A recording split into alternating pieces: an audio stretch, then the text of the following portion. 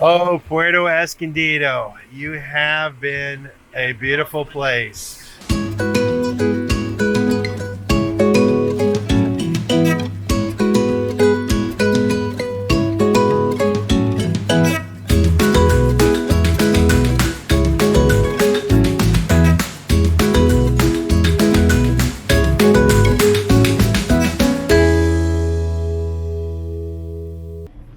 It has rained since like 6 o'clock last night, and it is now almost 11 o'clock in the morning.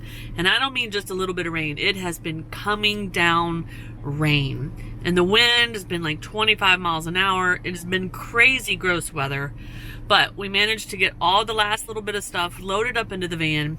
Vanna is in the van. Curt has gone upstairs to get G Money, and then G Money will be in the van, and we will be 100% back in the van and leaving our apartment here at Zion Bungalows, saying goodbye to Susie and Mar. The bad part about this horrible weather is I can't take the camera gear outside.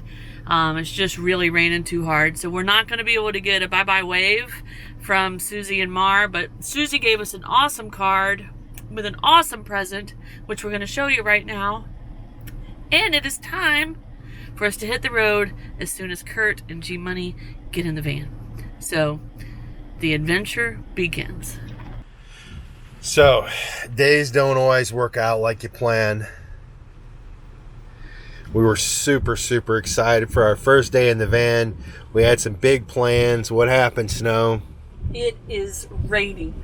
And I've already told y'all this morning, it rained all night last night. It is still raining.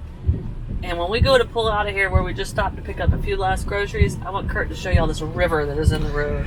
It's a monsoon, and it's very hilly here. This is rainy season, and so we're still going to be driving. We're going to be going very slow. But Snow's been bragging to all you guys. Look at that. Snow's been bragging to you guys that she's always the one who's driving. So I figured today would be a good day for her to actually do some driving. Because, as usual, I'm driving. So anyway, we're on the road, in the van and on the road, guys. When your life's been put on hold for far too long, when the sorrow and despair is growing strong, there is always something good to be obtained from breaking loose and leave the things that kept you chained.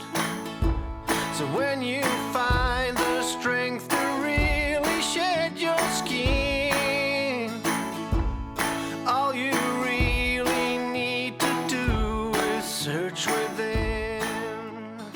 So we're back on the road again. And what's our first topic of discussion? As always in Mexico, I wonder what the conditions of the road are going to be. Dodging topes and low-hanging limbs right now. But this little place, what's it called?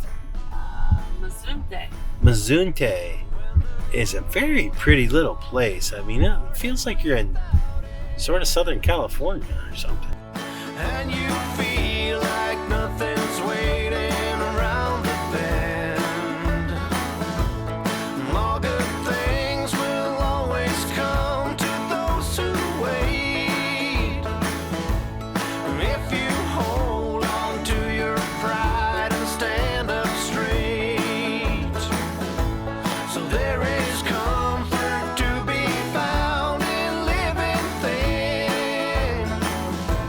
And all you really need to do is search within.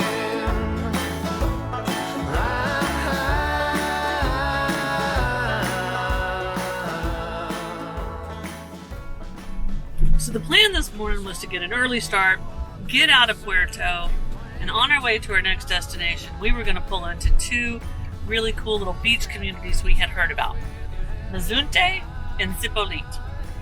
And we were going to have lunch there, maybe walk on the beach a little bit. But then this crazy rainstorm came and messed everything up. And we almost didn't even ride out here and ride through them. It just almost just kept going on the big road, headed to our next place. But I'm pretty glad we made this little detour. We didn't get out and see the beach too much, because it's just everything's so wet and the roads are a mess. Those are two pretty cool little beach communities down here. So I'm glad we did that. And now, Curt is driving. It's very rare that Curt drives. Probably But won't he is make driving. the video, guys. He is driving. And we're almost back to the big road, and we will continue heading south to our next destination, where we will be staying in the van overnight. So we seem to be driving through the mountains. It's very green, very lush, kind of tropically looking, with very curvy roads. And I want to be as fair as I can be to Curt, even though he does not drive often. He is driving now on the curvy road. Can you believe this, guys?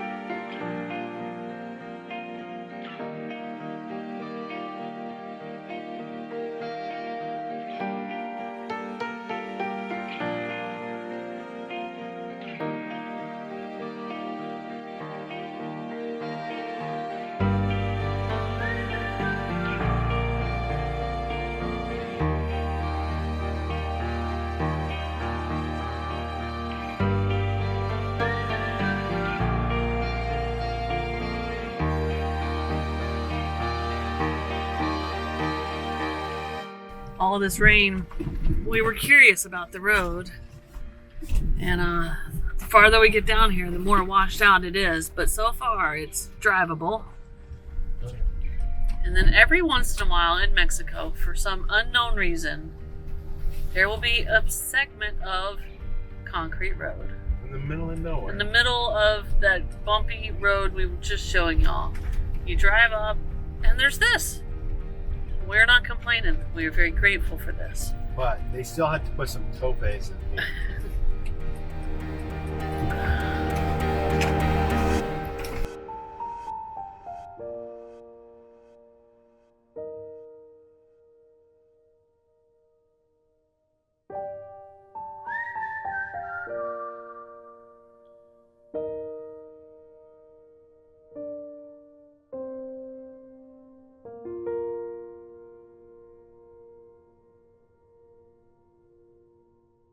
So we're driving down this bumpy, dirty, eroded street road back out, head to our destination, and we pass this pineapple field, and there's a guy out there chopping off pineapples, and so we pulled up and we just bought a pineapple roadside right off the plant, 20 pesos.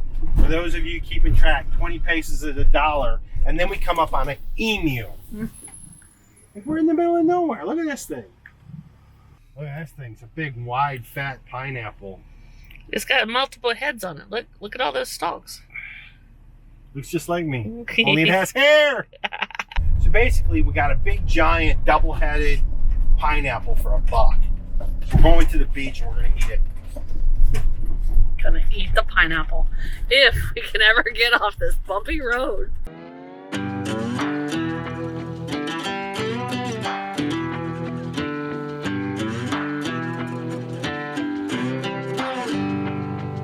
The further we move on from all those yesterdays, happiness gets nearer.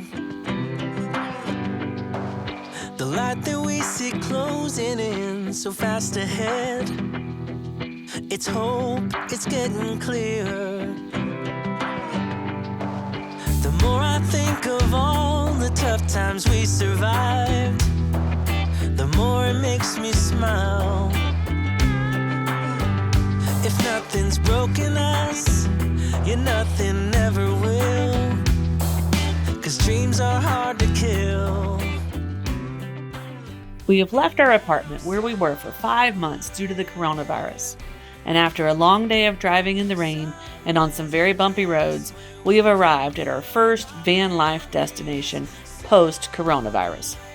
Don Taco's Overlander Camp is on the southern Pacific coast of Oaxaca, Mexico. It's owned and ran by 2 former Dutch overlanders, Franz and his wife. They are fantastic. We will be staying here for several days while we get adjusted to being back in the van. Don Taco's camp is one of the few overlander campsites that stayed open during the coronavirus because, as former overlanders themselves, they knew there would be overlanders that needed a safe haven during the lockdowns. There's space here for multiple rigs, but there's only one other couple here for now. They're from Chile. Tent camping under the palapas is also available. There's direct access to the beach, clean toilets and shower, hammocks to relax, Wi-Fi, an open outdoor kitchen to use, tables, it's fenced, it's secured, and it's pet friendly. Somewhere's a place where we can build our memories. Somewhere. Just hold on tight, it'll be alright. Show me the way. Show me a way to somewhere. Show me the way. Show me the way. Show me a way to somewhere. Now show me the way. Show me the way.